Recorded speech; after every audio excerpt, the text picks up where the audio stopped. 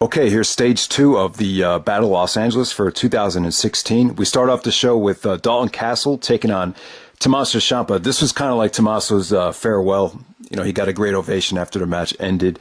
You know, he's moving on to bigger and better things in NXT with Johnny Gargano, like we saw at the Cruiserweight Classic.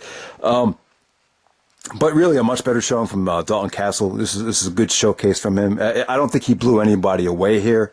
But he looked good, though. He did a lot of nice Hurricane Ranas, a lot of nice power moves, some good offense from him. He took some punishment. You know, he took a pedigree, and then Tommaso hit him with a knee right to the temple. Just some brutal stuff right there. But Dalton Castle goes over. Tommaso Ciampa gets a nice farewell from a Pro Wrestling Guerrilla on his way out. So there we go with that. Next up, we have Mark Andrews taking on Pete Dunne. And this was excellent. I really felt like this had... Out of the first round matches up to this point, I felt like this felt the most competitive. Both these guys wrestled like there was a huge sense of urgency. They just wrestled like there was a lot on the line, and I really appreciated it. I thought Mark Andrews looked awesome here. He actually did go over, but Pete Dunne, I don't know why. He kind of reminds me a little bit of Tim Donst, but I would say he's probably an even better wrestler than Tim Donst. He just had some great heel work here. You know, Andrews is playing like the underdog high flyer, while this guy Pete Dunne was. You know, he was really, more powerful, more aggressive, really tried to slow the tempo down. I just thought it made for a nice combination, just really good stuff. Next up, we have Sammy Callihan taking on Cody R. It's Cody Rhodes, but, you know, obviously he has to go by Cody R here. Cody looked good. You know, he was wearing some really nice Pro Wrestling Guerrilla tights. I just thought they looked really cool. It had the PWG logo on it with the yellow and blue.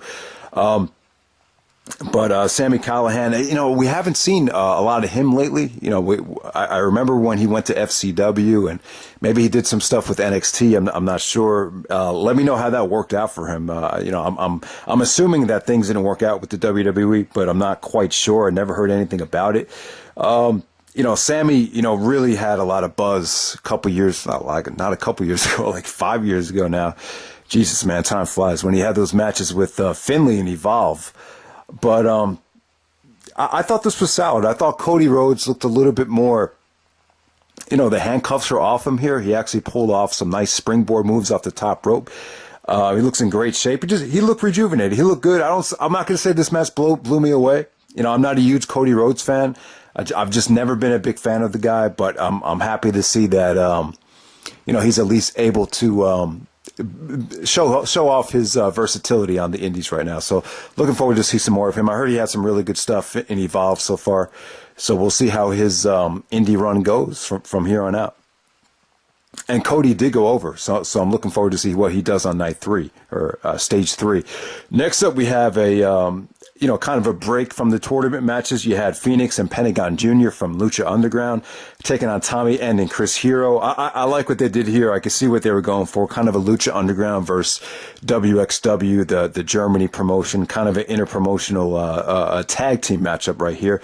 You know, just some really awesome stuff. Fenix looked great here. He actually did a moonsault off the top of Pentagon's shoulders. Hero actually did some lucha-oriented stuff as well. Hero is very multi-dimensional. He watches and studies all brands of wrestling from across the whole world. And I just thought this was good. I think this came off much better live. Just a couple of the spots. I thought they could have used a little bit more camera angles. With this PWG Reseda venue, it's tough because it's somewhat small. It's very crowded, so it's difficult to find room for that extra cameraman to capture some of the action. A lot of this stuff I don't know. I just thought we could have had some better camera angles here. And but yeah, just good stuff. Next up, we have.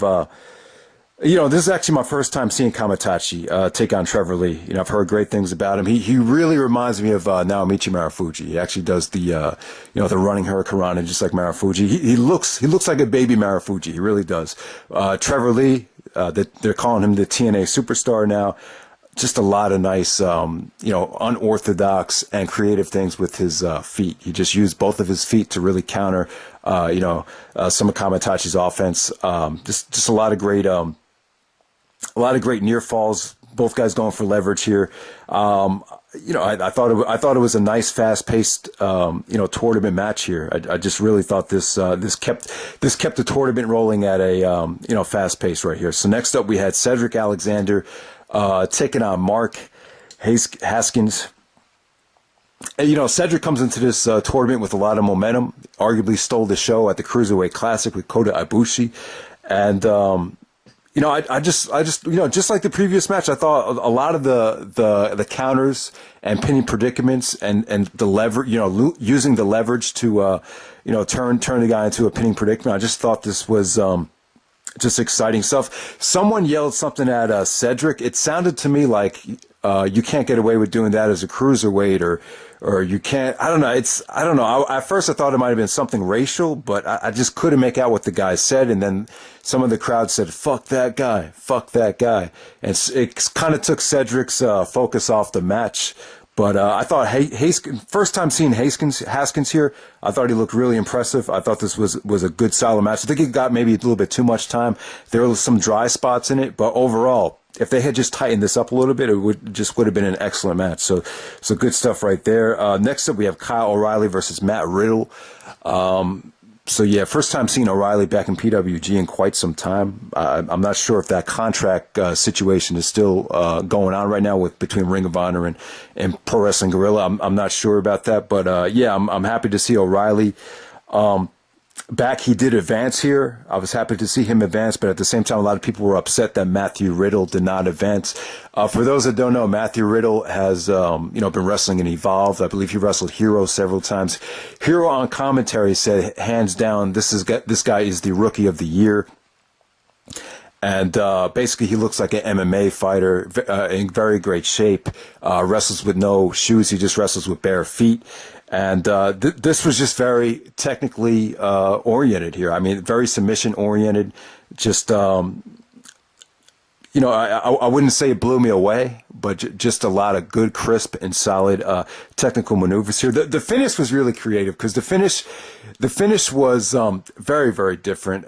Some people didn't like the finish, but I love the creativity of it. Basically, Riddle takes O'Reilly down with a going for a submission and then at the same time basically applying a rear chin lock and taking him down. But O'Reilly kind of used his leverage to hook the leg, and I don't think he hooked the leg. He just laid on him, and basically O'Reilly pins him with Riddle doing the submission with Riddle's actual offense. Riddle's the one that applied the offense, but O'Reilly pinned his shoulders to the mat just by not rolling through. He rolled on him, so O'Reilly goes over. Just good stuff. Good technically oriented submission match right there. It wasn't a submission match, but very submission oriented. Next up. This is the match that stole the show.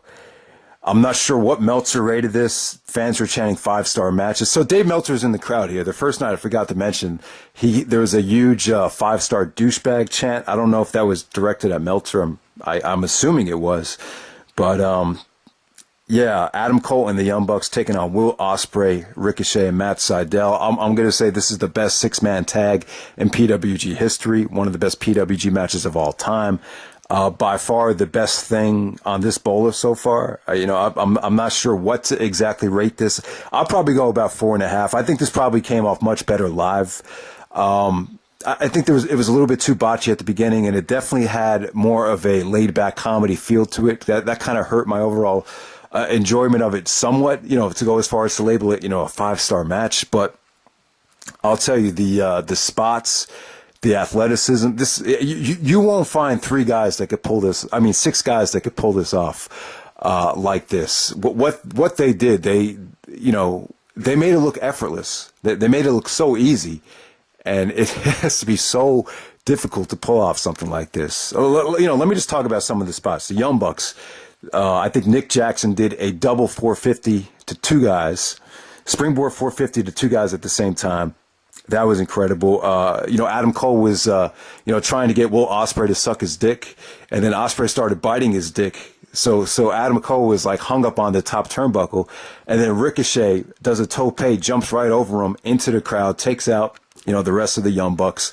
So, just incredible stuff. Matt Sydal looked great here. He hit a lot of beautiful hurricane ranas.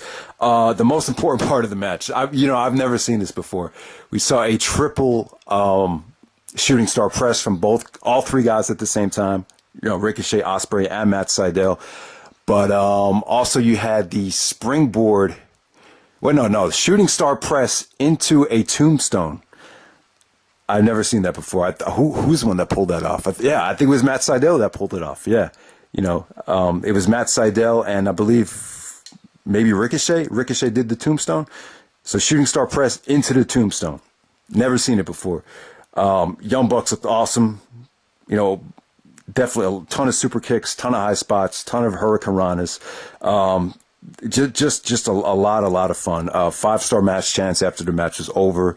I'll probably go about 4.5. I don't think the whole thing was spectacular from start to finish, but like the last 10 minutes were like wrestling heaven. So everyone needs to check this match out. This is the most fun I've had watching a match on the independent scene in quite some time. So definitely check out Stage 2. None of the first round tournament matches blew me away here. I would say the match of the match of the night as far as the tournament matches go was O'Reilly and Riddle. And obviously the main event is one of the best PWG matches of all time. By far the best 6-man tag they've ever done. So Stage 3 is coming up next.